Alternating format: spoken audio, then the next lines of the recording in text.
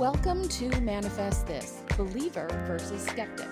I'm Sharon Giroux, your resident skeptic who asks all the tough questions. And with me is Jennifer Neal, our manifesting maestro. Whether you're rolling your eyes or raising your vibration, we dive into all things manifestation, mindset, and energy from every side. Hit subscribe, settle in, and get ready for spirited debates, surprising experiments, and laughter on the journey to creating a life you love. Well, happy 2026, Jennifer. It's so great to see your smiling face in this brand new year. How are you? Good, and yours too. Did you have a nice holiday? It was fantastic, relaxing, enjoyable, and had a great deal of fun with some wonderful friends. So can't Good for complain at all. you. Didn't have a white Christmas, but I haven't had a white Christmas for almost a decade now, so I'm okay with that. Yeah. I had my first non-white Christmas, and that was different, new, but no less magical. Although I think from your photos, the sand looked pretty white to me. It was white. It was white. So we've got something a little bit different today. Tell us what it is. So this episode's a little different because, you know, just kind of diving right into 2026, the fact it's a new year, it's not necessarily about starting something new always. Sometimes it's about closing the loop on something or stopping something. So just to bring our listeners up to speed here, I've been doing what I'm calling the Delusional Challenge, a 30-day challenge on my TikTok channel. You can go check it out. So if any of you've been following along with that, or even if you haven't been following along or maybe watching from the sidelines, I've been doing this thing called the Delusional Challenge. And all I want to say about that up front is that this idea of being delusional, it's all over social media, like Delulu. The young ones are calling it, you're Delulu. This whole idea of being delusional. It's never about being reckless. Delusional is not about being reckless. And it's never about denying reality. I'm gonna put a pause there um, because sometimes you do have to deny reality. But more so, it's not about pretending that problems don't exist. Being delusional is about something much more subtle and much more powerful. And so I thought if we took this idea of delusional into 2026, it could be a great way for our listeners to start to bring the things into their life that they really want. Okay, and I've been following your TikTok channel, and that's Manifest RX with Jennifer Neal, for those of you who are interested. So I'm really glad you said that because I sort of think the word delusional might trigger people, including me, honestly, at first. It sort of sounds like you're encouraging like this fantasy or this incredible avoidance. I am. Make no mistake about it. Like, I am. And you and I were just chatting before we started this episode. Like, I want you to think about some of the greats in life. Think about Martin Luther King. Think about Joan of Arc. Think about Mahatma Gandhi. Like, these greats had a vision in their head that nobody else could see. It wasn't reality. And yet they knew it was possible. And for them, it was real. So that's kind of what I want to unpack today. Why delusion? Why this world? Why this word of delusion? And when it's used intentionally, it's actually the bridge between who you've been and who you're becoming. Okay. So we're trying to bridge that gap, is what you're telling me. And some of that gap kind of sounds to me requires a bit of a leap of faith. It really does. It, Okay. it does require a leap of faith, but that's what we're talking about in this podcast, actually. And if I'm not mistaken, Sharon, we are coming up to a year of podcasting. Pretty soon. Pretty soon. Yeah.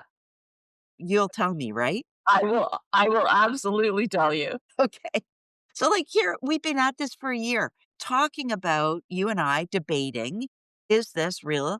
Does this stuff really happen? So, let's go back to delusional. So, here's what was actually happening during my challenge. I was usually the character in the delusion, right? Because there were things that were happening in my life. Right. It's not that these things weren't changing, the circumstances weren't changing overnight. I wasn't magically waking up thinner, richer, happier, or healed, but I wasn't changing my internal posture. I was changing my tone. I was changing my assumptions. I was changing my self talk. I was changing my identity. I'll give you an example. This one hasn't even launched yet.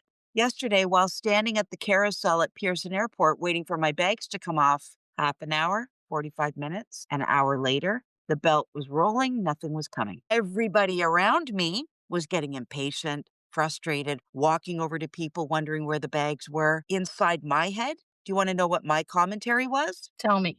God, what are you up to? You sneaky little Dickens. I know you're doing something for me. In fact, I bet you any money you are changing and waiting for the border control services to go for dinner and bring on the next shift because you know I've got a lot of declarations in my bag. And you're making sure that the guy that I pass my declaration ticket to says, "Thank you very much, ma'am. Have a nice night."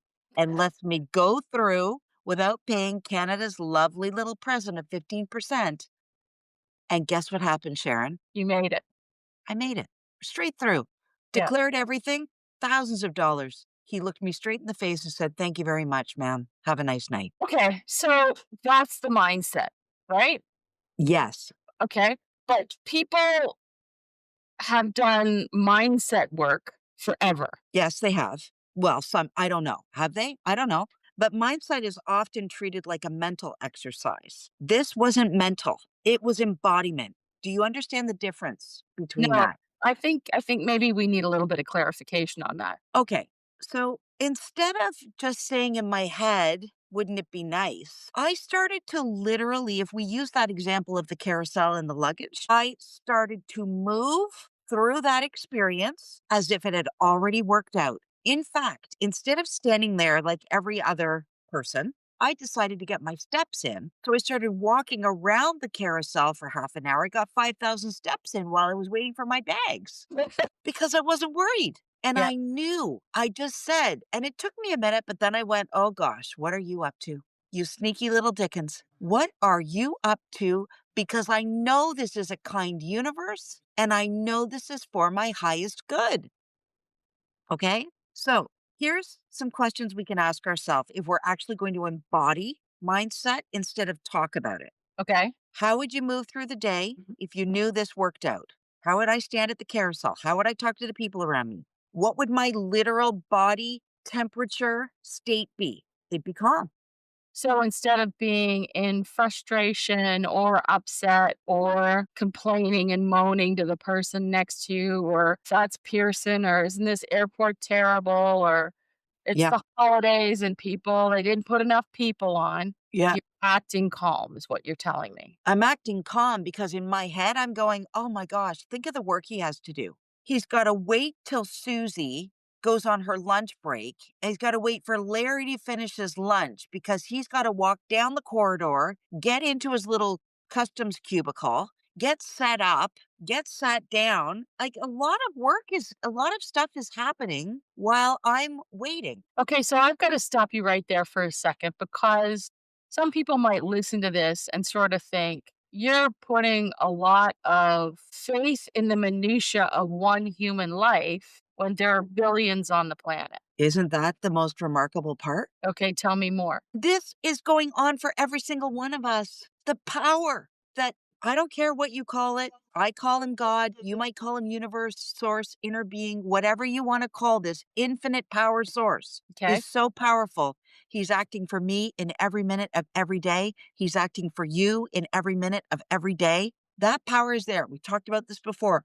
The electrical socket is always there. The source is always there. You don't know it's there until you plug in your fan. The source is always there. Okay, so I mean, it doesn't matter if the source is always there, whether you're plugging in a fan or somebody else is plugging in a computer or somebody else is plugging in a curling iron. The source just exists. It exists. It's up to you if you want to plug into that source. And I Okay, plugged into it yesterday at the carousel. okay. Make So, sense? yeah, so you talked about, how to move through the day if it already worked out. What else might someone ask? Yeah, no problem. Before we leave that, though, I just also want to say like, even if you don't believe or you're not sure, maybe you're the skeptic, would you rather stand for an hour and be sweating and spitting bullets and mad as heck and getting your body into an absolute physical tizzy, which will affect your health. Right. Or maybe you could try a way to be calm anyway, just because you can't push, unless you're going to get down there and pull those bags off that trolley and get in there yourself. Mhm. What are you going to do? Right. So, I mean, I would argue it's really hard to stay calm in these situations. It's a lot easier if you believe there's a purpose for why the timing is the way the timing is. Make Right. sense? It's interesting, I was listening to something today where similarly someone had said something like, "There's a reason why you missed that flight or missed that bus. Maybe you missed an accident, or maybe you were supposed to slow down and see something wonderful," etcetera, etcetera. That's exactly the point. Right. When are we going to realize that there is a divine timing to this life that we are in? There is divine timing going on all the time. Okay. So instead of getting stressed out about it, why don't we just sit there and go, "Oh boy, there's a reason for this. I'm either avoiding an accident or I'm about to meet someone, I'm destined to meet someone, or Mhm. something great is lined up for me." Yeah. It's as simple as that. Is this a kind universe or is this an unkind universe? You've got to make a decision. Ok, Even Einstein asked that question. okay, Einstein's, yes, go ahead. so I was gonna say, so what else are people asking about? So if you were delusional, let's say about our podcast, right? Okay. You and I have been doing this religiously, devotedly for almost a year. And although our listeners are going up, they're not in the millions. We don't have any brand deals yet. We don't have anybody knocking down our door. Some people might come up to us and say, "What are you guys doing? Like, nobody's listening. Nobody cares. What are you doing this for?" I don't care. I don't care what you think. I can see where we're going. I can see the potential. So I'm not going to apologize for doing something that isn't showing the results that the world want to see. So Right. number 2 would be stop apologizing for things. If you have a vision and you see something that nobody else can see, why would we be even defending that? And people look at things, I think, with the lens of where they see there is measured success, and for you and I, for me, it's the delight of getting to talk to a great friend every week, Me too. right? And have these chats. And we just happen to be recording it and putting it out in the world and being interested in each other and what we get to offer. If nothing else happens, to me, that was time well spent. I agree. And I get to talk about my favorite topic in the whole wide world every single week with one of my most favorite people on the planet. Right?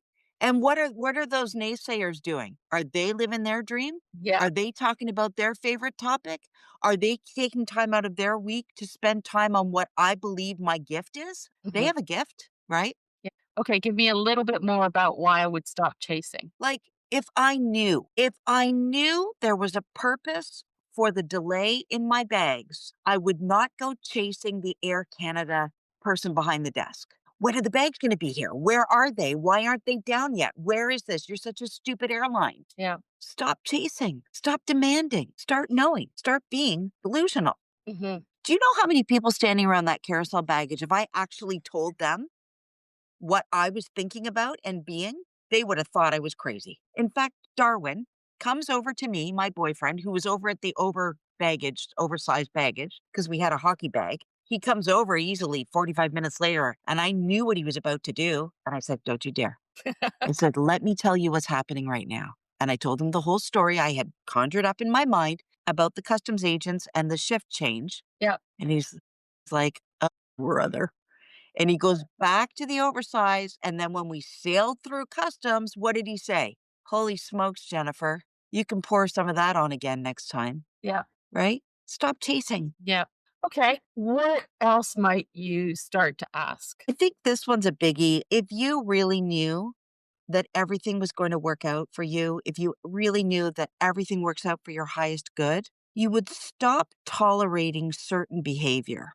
And I mean, that sounds really harsh, but you know that person that doesn't want to text you or doesn't text you as fast or doesn't hug you as hard? And when I say no longer tolerate, I'm not saying you don't hug me as hard as I hug you. I'm saying don't spend as much energy there anymore. Why are you hugging them hard in the first place? So I would no longer tolerate myself really is what it comes down to.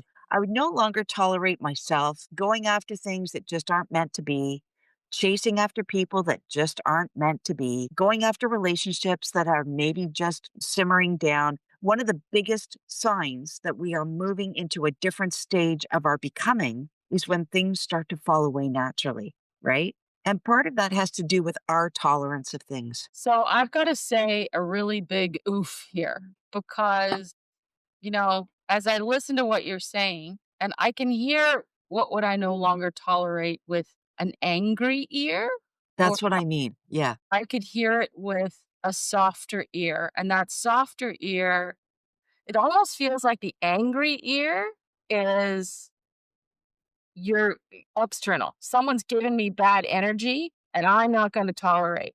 But if I listen to it with a softer ear, it's more like, what am I doing for myself to protect my peace? And the reason why this is a really big oof for me is because I can see that that's been my last year of what I've been working on personally is the not pushing angrily with that angry listening, but going, this disturbs my peace and I'm not inclined to do it. And there isn't the resentment or the anger or the chasing or the apologizing or the upset. It's that's yeah, done.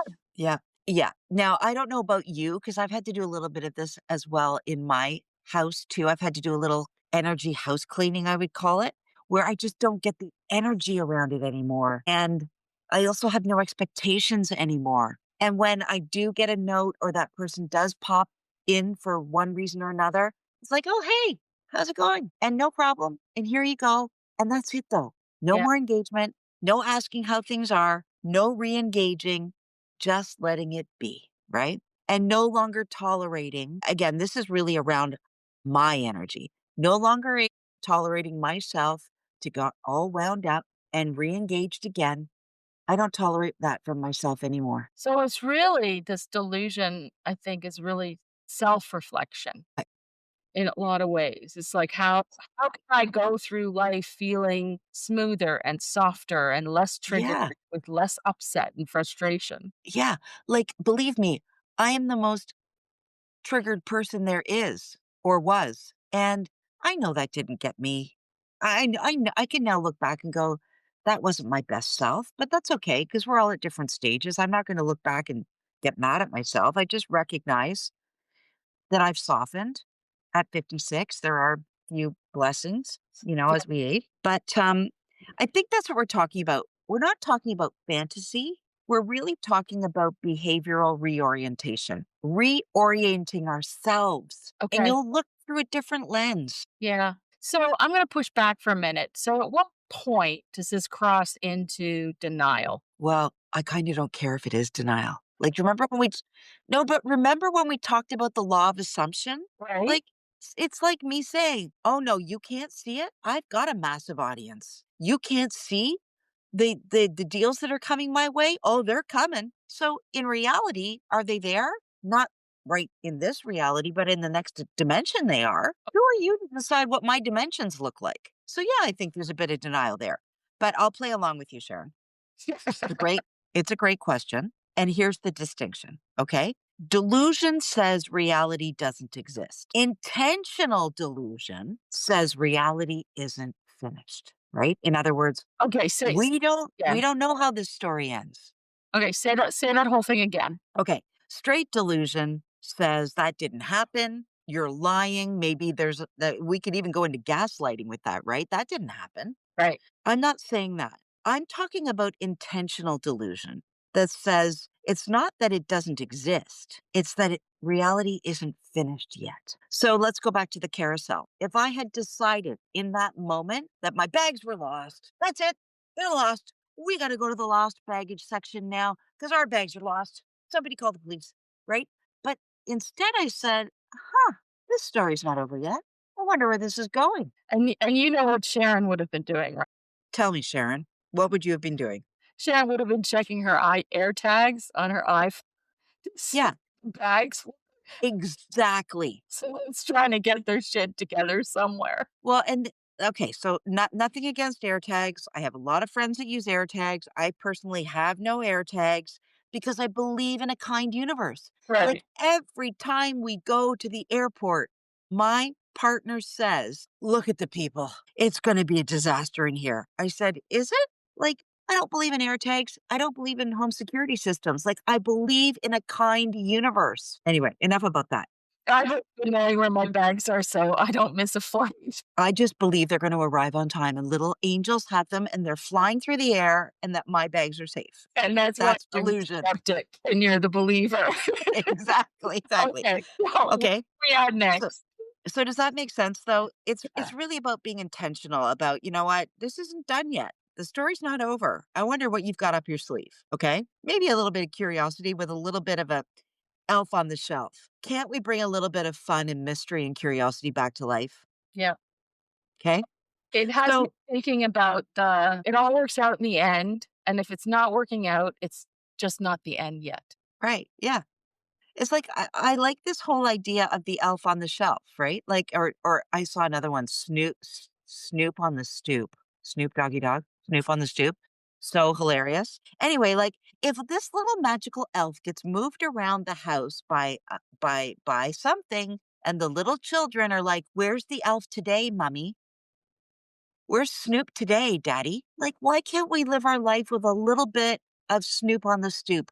Why can't we live our life a little bit with, here, where is it? What have you done with it? So I'm hearing, trying to bring that wonder back into our lives that we seem Yes. to somehow lose as we move from tooth fairies and Easter bunnies and elves on shelves into the harsh, cold world, as it were. Yeah, so, like, to kind of bring this back, every meaningful change in human history started with someone being told that is unrealistic, that is totally impractical, that's not how life works. And yet, somehow, these beautiful leaders, beautiful human beings, and we are them too, Yep. they acted as if anyway. So you're saying that the delusion really isn't about the outcome. It's about the self concept. That's exactly that's the whole, like, drop the mic, we're done. That's all we're talking about here.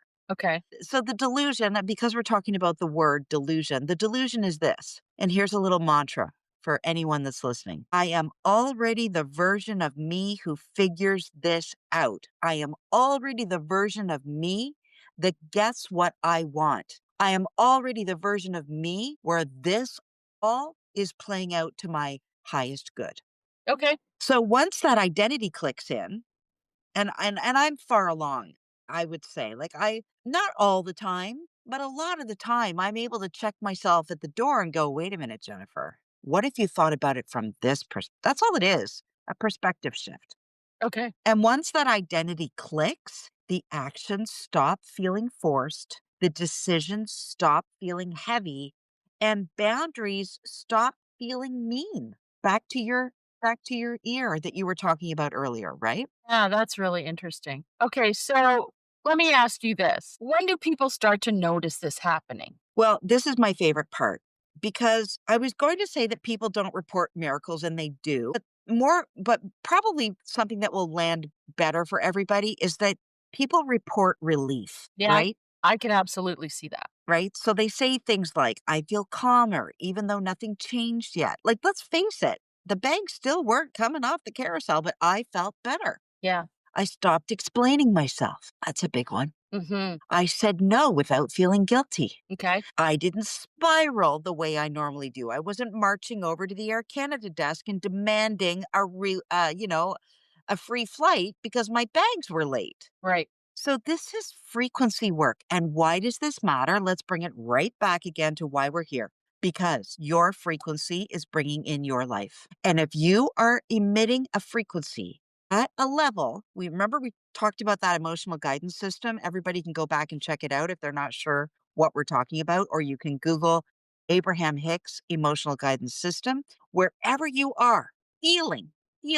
on that system is the environment, the experiences, and the life that you are calling in at that exact moment. So the reason frequency work matters is because we're trying to get all these good things out of life and they come with frequencies. Right. So this is nervous system regulation, which I know it sounds really sciency and really heady, but we're trying to calm down our nervous system and stabilize ourselves to get the life we want. Well, and honestly, from the skeptic's perspective, that's where it becomes more credible for me because nervous system regulation, when people feel safer internally, we just make better decisions externally because we feel like we could do it from a place of strength and sureness and safety. And we just have more faith in ourselves, right? Yeah. And, to help our skeptics think about it from this perspective, what does stress lead to, All kinds of diseases. right? So if stress leads to cancers, cardiacs, heart attacks, strokes, death, imagine what calmness brings. Something's just occurred to me and you're saying that because we all talk about stress when we are stressed out. And stress is an energy you feel. It's not like a brick you pick up, right? Or, a burger you eat. It's this ethereal kind of thing that we feel, which is an energy where we're stressed out and then it affects our body. What was going through my head is this thing we call stress. For some people, the stress might be good. For others, it feels bad. But that stress manifests itself into something physical quite often. And so, if energy manifests into the physical, then can we change our way of being to eliminate that physical difficulty, pain issue through the use of energy? Oh my God, I see you looking at me like, oh my God, I think she's got it. I think she's got it. If stress, which is energy, can create disease, pain, death, why can the absence of that energy not create bliss, joy, love, everything we want in life? Right. I'm just having a moment here, people. No, me too, because I love it when the light bulb goes off for other people and the way they are able to justify it for themselves, Hmm. because it just puts another little notch on my belt, if you will, to say, there's another way of looking at this. It helps more people understand this whole concept of living your best life. Yeah, and it sort of rolls back to some of the other stuff that we talked about. When you have an injury and you imagine the bones knitting together, you can be in stress and frustration about it, or you can imagine the energy working with you rather than against you. It's something that, oddly enough, and I know that my massage therapist is not listening, but every time I go for a massage, all I'm imagining is the dedication and energy that they put into the muscles that they're massaging for me is that kind of Reiki feeling, right? That positivity. And I'm not trying to suck their energy by any means, but I am trying to make that energetic connection with that other person so that their skill sets, what they do and who they are becomes beneficial to me. Yeah. And they're moving that energy through your body to clear it Mm. out and get rid of the clogs so that you can manifest better. Yeah. That's why healing has so many different modalities, as my friend would say, that's launching a massive new brand, which I'm so excited to talk about soon. But, getting to the best place in your life sometimes does take a village, Yeah. right? It's odd though, I have to say, saying that stuff out loud kinda makes me sound crazy. Like, it feels, and I know you're gonna say, "So what? Who cares?" But it's one of those things, right, where it's just like saying out loud, this is what's happening with our bags. Yeah. Yeah. Yeah. Why not? Why not? Who Yeah, cares? we're at an age now where we're okay with being crazy. We love cats, so whatever. Well, exactly. Exactly. So you know what? Like, here's the real point of the challenge that I put out for people. And let's face it, I put it out for myself too. Right. The real point of the challenge was that the delusional challenge, being delusional, is never meant to manifest anything specific. It's meant to introduce you to the version of yourself that doesn't chase, that doesn't panic, that doesn't perform for approval, that doesn't abandon themselves under pressure. And I'll give you an example. Like, I'm putting my favorite topic in the world out on many platforms now. And that wasn't easy, especially going onto Facebook. I was sweating bullets going onto Facebook because all my high school friends are there, and all the sailors are there, and all the skiers are there, and all my neighbors are there. And I can just imagine what some of those people are saying about some of my content.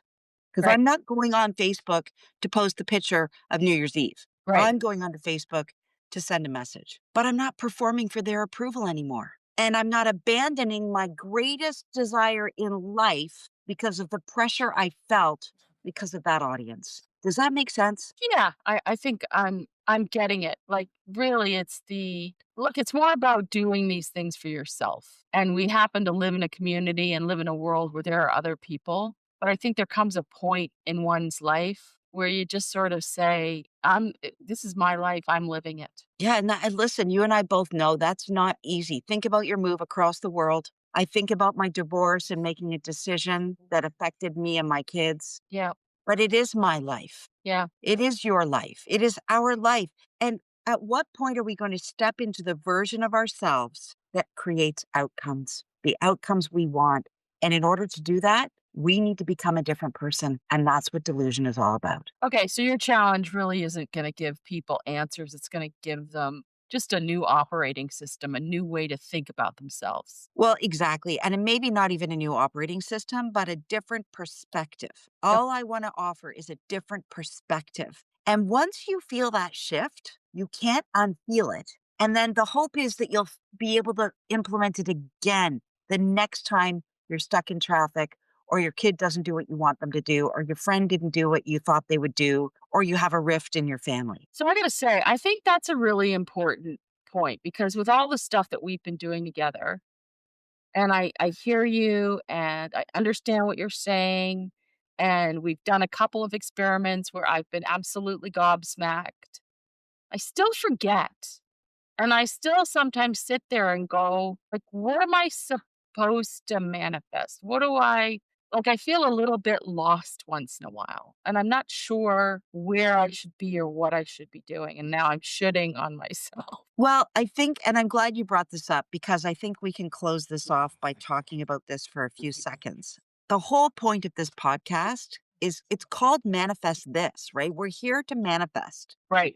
the things to be, do, and have everything we could ever possibly want in our whole life. And you might come to me and say, well, listen, I didn't manifest anything. I haven't manifested anything. That's not, that's not the point is this. Who did you become while pretending that you already had it? Okay. Because that version of you, that's not delusional. That's inevitable. If you stay delusional for long enough, just like Martin Luther King, your future dream reality is inevitable. You will get it. You just have to stay delusional long enough. Okay. So even if you get a glimpse of that version, whatever it looks like, whether you're calmer or steadier or trusting yourself more, what you're saying is it's not something you lose. That glimpse stays with you. You just need to find ways to access it. Yeah, and I wanna bring one other little example in that I actually heard this morning on Rick Warren, and he talked about the fact that who are you most impressed by in life? Are you impressed by the prestige and the prosperity of some people? Well, maybe, but they're everywhere. Or are you impressed by the people that can stay strong and unwavering in times of pressure, stress, and being unsure? I'm always impressed by the people that regardless of what's going on in life, they're staying the course, they're staying steady. Yeah, I think for me, I would sum it up by saying I'm always impressed by resilience with a sense of humor. Yeah, like That impresses me. I often think about Darwin's mom, who's 91 years old, 91 years old, and she's counseling dozens of people. These people come to her at 91 with all sorts of problems because they know she's sure and steady. Right. I want to be that person too, sure and steady, right? Yeah. So, please keep practicing, everybody. I am too. I'm no perfection over here. Keep practicing. And with practice and awareness and just that little pivot to, I wonder what this is all about. You can then refine it. You can then live from it. And that's where everything changes. Well, that sounds like it's interesting and a lot of fun. We've got a great year planned for everybody, and we're shedding 2025 and rolling into 2026. And we'll bring you a lot more content and a lot more discussion. And we love hearing from you. So feel free to reach out to us. And we look forward to more great conversations, Jen. Thanks so much. Take care, everybody. Here's to a great 2026. Thanks for tuning in to Manifest This Believer versus Skeptic. If you enjoyed today's conversation, Share it with a friend, believer or skeptic. And don't forget to leave us a review so others can join in the debate. Plus, check out Jennifer's TikTok account, Manifestation RX, where she writes daily prescriptions for manifesting your dreams. Think practical tips with a dash of magic. We love hearing your questions and stories, so tell us what you're manifesting or questioning this week. Until next time, keep an open mind and maybe manifest a little magic.